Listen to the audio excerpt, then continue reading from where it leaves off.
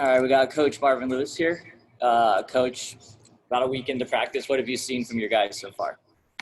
Well, I've really been excited about how our guys are working, how we're picking things up, and and I think more importantly too is, their commitment to making sure everybody stays safe.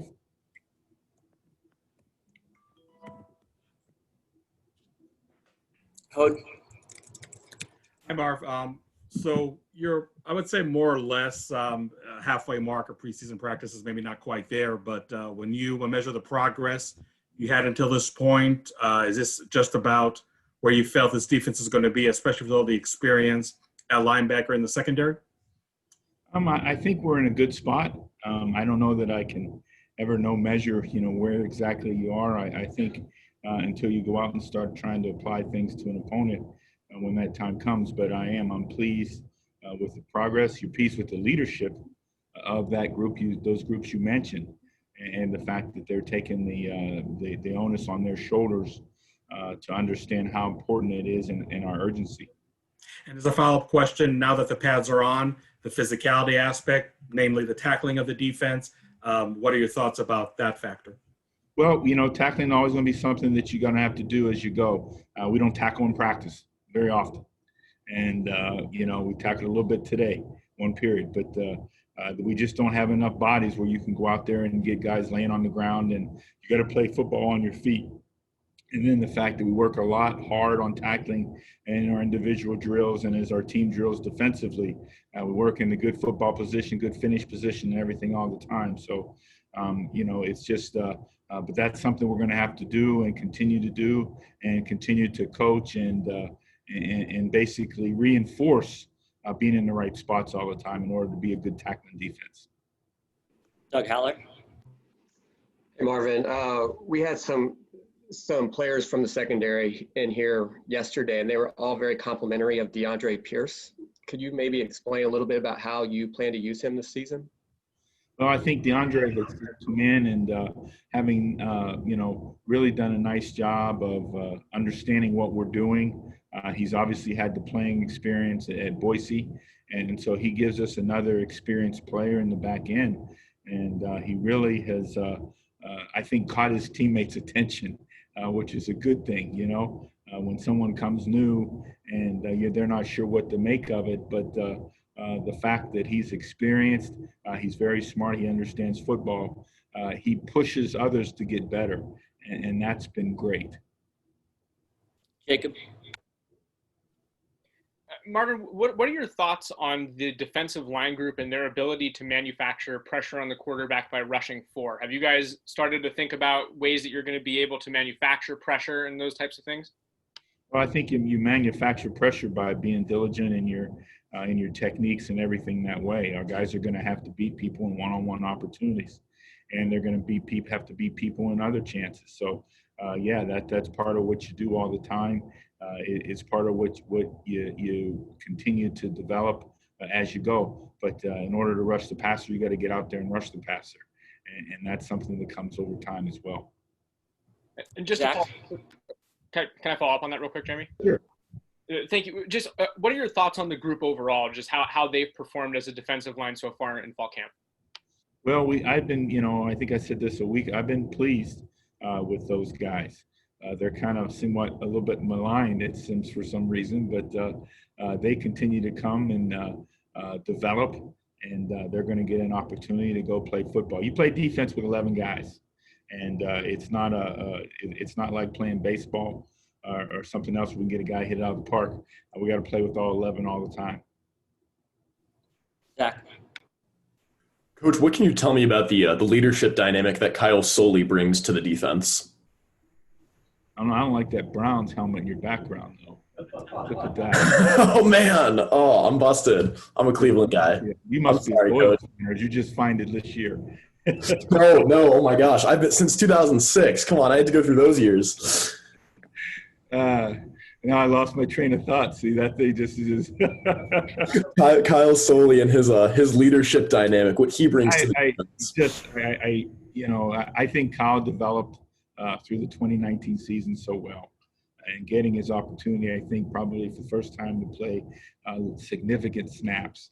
And he really picked up this spring where he left off in 2019, and he's continued to go through and been one of the most consistent guys on our defensive football team and a great leader for this football team. And, you need to have some extensions of the coaching staff out there on the field that can make plays, and I think he can do both. Doug Haller. Marv, I've asked a lot of people this, but I know you're focused on the defense, but what differences have you noticed in Jayden Daniels here over the past couple of weeks? I think the thing that Jayden's really getting a good feel now for is, even though we had the time a little bit in March or end of February, March, I think now to have the full content of Zach and what Zach's thinking on offense. And so that's been great. And I think he's, you see him coming in his progressions and everything that way, and seeming more and more comfortable with everything that they're doing over there on offense. So it's good to see him kind of ascend into that, and see him grow that way as a young quarterback needs to. And so I think it's fun for him because he's challenged every day. I think the things that they do on offense and Zach pushes them to do all the time is challenging for each and every one of those guys over there, and the quarterback's got to be the leader of that. Jeff Metcalf. To go back to the defensive line for a minute, can you talk about Stanley Lambert and what he can potentially add there? Yeah, Stanley, I think probably a year ago, he really hadn't recovered fully from his knee injury. And I think now the fact we're seeing a more physically recovered Stanley Lambert, which now he can be more focused on responsibilities and assignment and things that way. And it's great to see him smile now for doing things correctly and right and having an opportunity to make some football plays. That's a good thing. It's been a long road for him to get back to this point. And so you're excited about him to have the opportunity to have an impact and have an opportunity to play some this season on our defense. Jacob. You obviously have two experienced corners in Jack Jones and Chase Lucas. How confident are you in their abilities, and what does that allow you to do in terms of dialing up more pressures and then being able to have those guys in more man coverage situations? Well, I think the thing that, I'm pleased with Jack and Chase in is the fact that, to play that position, you got to have both ability and confidence.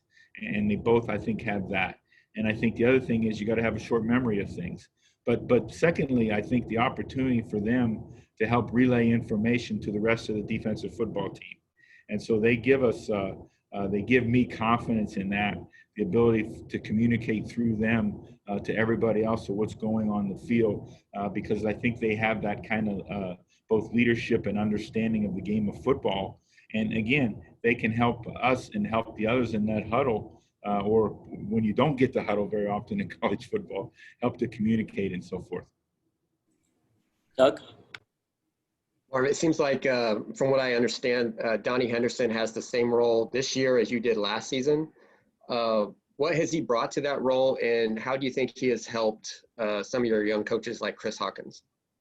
Yeah, Donnie's had obviously great experience in the NFL, and we go back to college football, coaching against each other, recruiting against each other, and so forth. He was on my staff. Another time when he was kind of in between, he came and assisted me. So he helps me see things through my eyes a little bit. He helps Chris in the development of the things that we're trying to get done in the back end. But just an overall presence for everybody in that defensive staff room. The fact that he's been there, he's experienced it, he sees things a little differently. He's able to suggest things. Say, hey, what about this? What about that? Maybe we need to be a little bit deeper, shallower, wider, whatever it may be in some of those instances. And so that's good. It's a great sounding board for me, as well as Coach, Coach Edwards. The fact that he knows that he's got Donnie's eyes, assisting Chris with what Chris is doing on the field. And we'll go last question to Hope. Marv, is there one overarching aspect of the defense that you really put pretty high on your to-do list coming out of spring practice, even though it was only 7 sessions, that you really feel you've made a lot of strides in the last couple of weeks? Yeah, I really do. It had been 27 years since I've been in college football until 2019. So I learned a lot last year from Danny. I learned a lot in studying the Pac-12 offenses and the offenses around college football. I never watched college football much until it came time to prepare for the draft. And now I find myself watching football and offense in college and so forth. It's a different game. And so I think those are the things for us that we were able to kind of lay down some fundamental things in end of February, March, and then expound upon them as we got in through the summertime and grow and understand all the things that happen with college offenses in football, the tempo, the no huddle, all those kind of things. So to prepare our guys for that, because that's the aspect that's so huge out there in college football right now offensively.